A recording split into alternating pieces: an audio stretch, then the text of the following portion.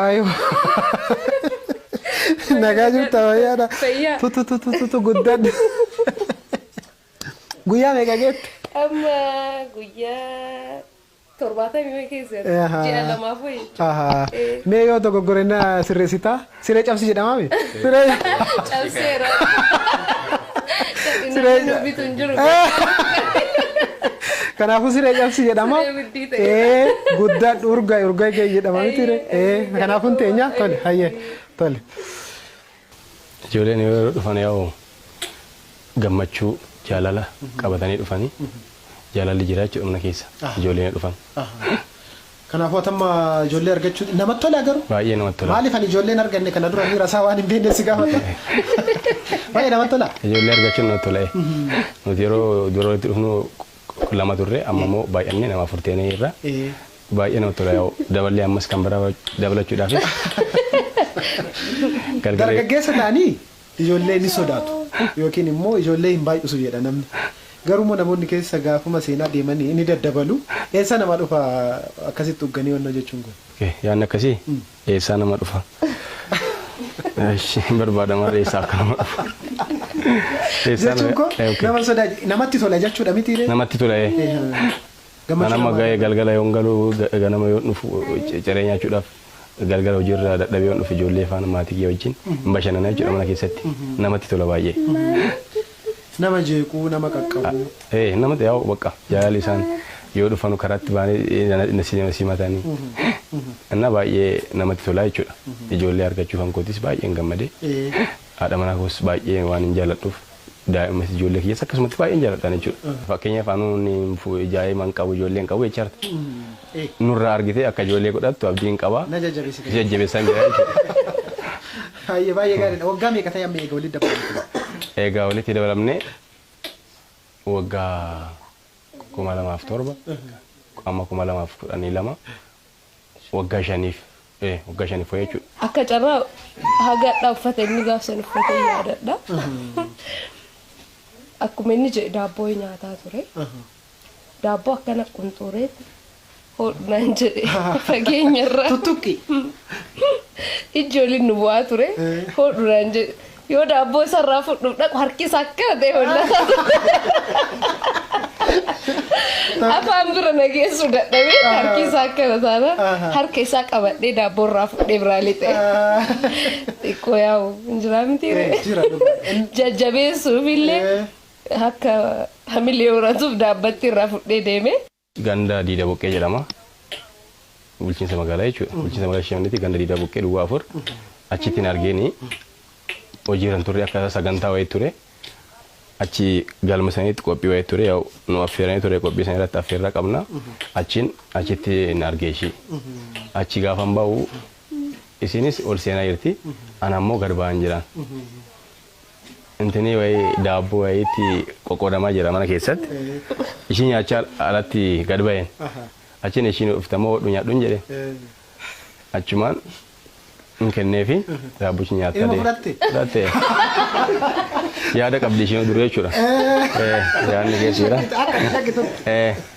Achiin fudhattee ani hin ba'ee alan ture baay'ee yeroo dheeraa dhaabadhe achiin hiriyoota ishee wajjin baane konkolaataa moo akkas turane nama baay'ee turane ijoollee hiriyoota ishee jitu turane achiin iddoo teessisanii garagaltee ilaaltiin. Anis baay'ee ilaalaan ture jechuudha. Makiina keessatti. Makiina keessatti deemaa jiranii. Isaan deemaa jiranii ana immoo dhaabadheen jiran. Na ilaalti anis inuma ilaala bakka. Achiin guyyaa wayii tasaa immoo bulchiinsa magaalaatti walgahii wayii ture. Meeshaa wayii jechaa ishee ergane. Mucaan hiriyaa kiyya tokko jira ammoo ganda san kan hojjetu deemaa wajjin dhiqaa meeshaa wayii fudhaa koottaati minam achuma yaarraa yaa'u jaalallis hin dhufee. Guyyaa lammataa jechuudha. Guyyaa lamaffaa ta'uu yeroo itti aanutti yaa guyyuma lamaffaa jedhama akkasitti wal agarree achiin bakka yaa baay'ee waan hin jaaladhuuf yeroo ishiin karaa dheeraa deemtu hojii kana artii kana guddisuudhaaf biyya ishiin deemna hin jirtu yeroo san haati isaanis jiranii daa'imas ilmi guddaan ture. Sana dura otoo hin dabarre garuu yeroo ati dudubbattu sin diddinne. Waan hin deddeebisne. Ayo dhugaa dubbadhu. Ay miilli isaa caammaa miila isaa dhumateera. Dhugaa himi. Ati garuu jalqaba irratti amala hojiitti wal qabatee kana na danda'e kana wal danda'a waan jedhu kana dubbattanii ture moo akkasuma itti galtan? Jechuun akka tasaa ta'eeti yoo ol barannu kilippii isa jalqabaa hojjetaa ture. Kilippii sana gargaaraa ture. Normaalii osoo fuudhaaf heerumamaa waan biraa osoo naasayin akkuma hiriyummaatti akkuma nama na attract godhuuf na dhihaatu saniif na gargaaraa ture. Konkolaataa homaa maallaqa wayiillee naa kennee ijoollee laaqana na affeeraa ture. Haa ta'u garuu ani bultiidhaaf siin ta'uu jedheen gaafa inni walaafuun amma olfuun homaa jedhu an bultiidhaaf siin ta'uu. Sababni isaa osoo ati na jaalattee illee ogummaa kana waliin fudhattee namootni hin jiraa miti. Namoonni yookaan maatiin isaas yookaan maatiin kiyyaas hiriyoonni isaas wanni garagaraan odeeffama artistii ilaalcha aartiidhaa qaban gadhaana waan ta'eef jechuudha. Biizii taataa.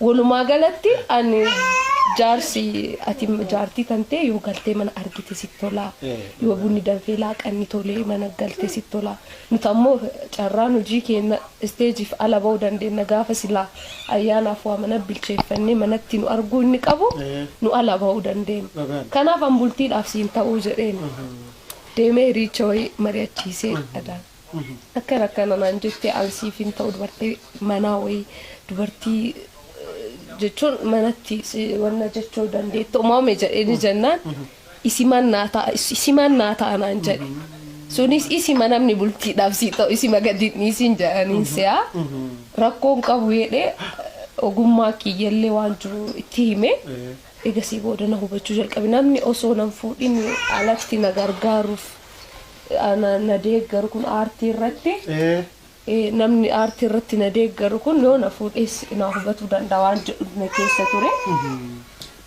Egasii booda waggaa lama waliin turre hiriyyummaadhaan. Gaafa waggaa lama waliin turru kana hedduun chaalenjiin na muudannee anaaf isa jidduutti yoo akkana fiildiidhaaf bahu wanni haarofni hin jiru. Mannatti illee na galchee na dhaabuu danda'a wanni jedhee ani irraa shakkuun turre baay'een jaaladhallee immoo. Kanaaf waa lama wal bira qabuun immoo murteessaadha. Jireenya kee kan boruullee aartiis akkuma jaaladhus kanaaf kanallee wal bira qabee deemuu waan murteesseef murteessaallee waan ta'eef murteessee egasii booda jireenya kana seennee akka namaaf osoo hin ta'in akka rabbiif as keenye. Kan waaqaas keessa jira. Kan waaqaa guddaa keessa jira.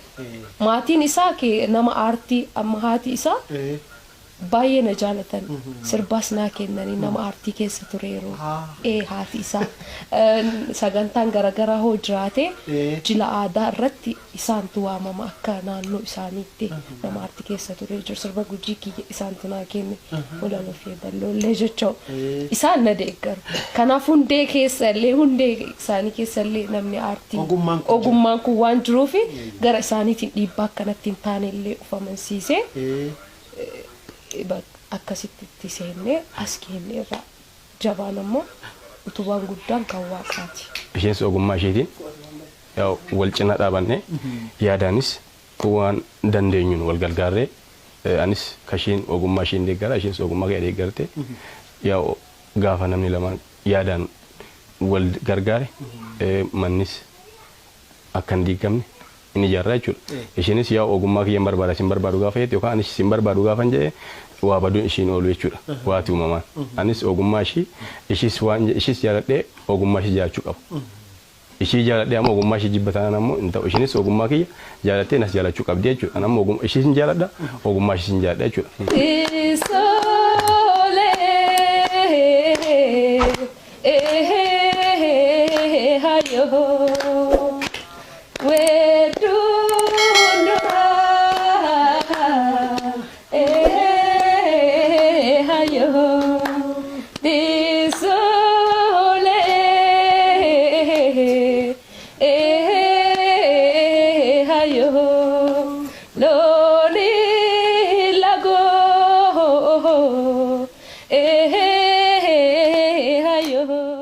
Daawwattoota keenya qophii yeroo jaalalaa egaa mijuu dilbataa keessatti isin biraan ga'aati kan jiru jechuudha. Arsii lixaa Shaashamannee kiiloomeetira 206 fagaanneetu kan jiru magaalaa Adaamaa irraa jechuudha.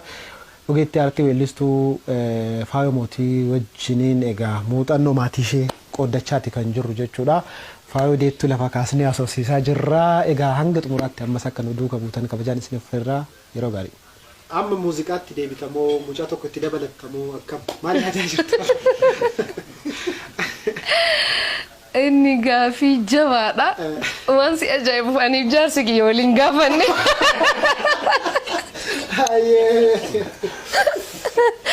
Kun booda waan mari'annee deebisnu wayi ta'uun oolu. Haa ta'u garuu waan ani jaaladheef waan ani itti deemutti innis na deeggareedhee waan abdii qabuufi amma muuziqaa deebi'a. Sababni isaa haa jabaattu intallillee duras jabeeffannee itti deebine isiinis akkuma kanaa jabaatte amma walqixxee qabna dhiiraaf dubarallee qabna anis innillee qabna waan ta'eef suuta jennee hojii gara hojiitti dura hojii kiyya baay'ee toppi ta'ee ol ba'uuf ufin amansiisne ture. Amma garuu toppi ta'ee ol ba'uuf barbaada. Sababni isaa waa lama ol bira qabee jira akkuma dura sii kaasisanii. Asiin bultiinis jira asiinis aartistiinis jira toppi taatee yoo ol baate waan san baadhachuu dadhabuu dandeetta. Waan biraa ooladde jiraate.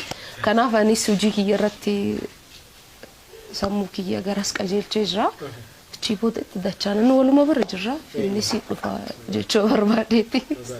Kanaafuu aartist guddisaa ijoollees guddisaa lamaan saayyuu guddisaa. Lamaan saayyuu wal faana deemuu qaba jedhee yaada. Maatii ayyaana Haroorraa waan baay'ee baratamuu hin danda'ama. Maatiin ayyaana Haroo warra amantaadhaan waliin jiraatu, warra jaalalaan waliin jiraatu, warra waliigaltee cimaa qabu, warra mana keessatti baay'ee bakka namni biraa fakkeenya irraa fudhatee akkaataa mana keessatti ittiin jiraatan fakkeenya irraa fudhatan baay'ee nama jaalalaan waliin jiraatu hawaasummaa keessas gahee guddaa qabanii namni baay'een waa'ee isaanii haasa'a. Fakkeenyaaf ayyaanaan nama akkanaati, faayoo mootiis nama akkanaati, nama gaarii nama hawaasummaa beektu jedhanii haasa'anii haga isaa wajjin jiraachuu jalqabeetti baay'ee nama gaarii. Mucattiin tiyyaallee bakka barbaadde deemti. Mucaan kunillee seefti isii eegee bakka deemtellee deemtee yoo isin galtu lolanii hin dhoorganii bakka hojii ofiitii ba'u martinu. Waliigalteen isaaniillee baay'ee gammachiisa uma rakkoon qabu. Warra wal guddisaa jiru. Faayoo fi ayyaanaan jechuun ayyaanaan osoo faayoon beekin duratti faayoo beekaa. Amma garuu galanni rabbii naa ga'u isaan lama wajjin jiranii baay'ee bareeda jaalalli isaanii wal danda'anii nama jiraatudha isaan jechuudha. Walii hubatanii warra jiraatu. Wal hubannaa qabu. Kanaaf namni hundu isaan irraa osoo fakkeenya fudhate jedhaan. Gara lachuunu dhiira birattis dubartii birattis wal amantaan jiraachuudha. Dhiirris dubartiin gaafa baatee ogummaa qabdu cimfattee hojiitti akka jijjiirtu akka hojjettu jedha. Wal amantaan gidduu isaaniitti jiraachuu qaba. Jaarsa kiyyaaf maatii kiyya baay'ee jaalladha. Baay'ee tokko jaalladha. Sababni isaa osoo inni na cinaa jiraatu baatee asiin ga'u. Inni waan an hojjetaa jiru kanaaf lafee dugdaati. Osoo inni humna naa ta'uu baate an humna hin qabu. Osoo inni balbala naa banuu baate an bahee hin deemu. Osoo inni miila naan taane sanuun ga'u jechuudha. Egaa faayoo isinis jechuudha. Egaa muuxannoo keessan eeyyamamoo taatanii egaa sa'aatii isinirraa fudhanne muuxannoo keessan daawwattoota keenyaaf qooduu keessaniif baay'ee isin galateeffannaa ulfaadha. Kabajamtoota daawwattoota keenyaa egaa yeroo jaalalaa keenya har'aatiin egaa arsii lixaatti mallee faayoo fi maatii ishee wajjin turtii taasifne kanumaan kan xumuru. Torban qabiyyee gara biraatiin walitti deebinaa yeroo gaarii fayyaa ta'a. Ninganamti uumaan ganamaa rabbitu nuuf beekaa. Toltuudha facaafannaa tolaatu nuuf margaa. Gaafa duulaa bahuu si waammadhe waaqahoo rabbi yahoo anu mirgaan galee siin faarfadhe waaqahoo rabbi yahoo. Gaafa duulaa bahuu si waammadhe waaqahoo rabbi yahoo anu mirgaan galee siin faarfadhe waaqahoo.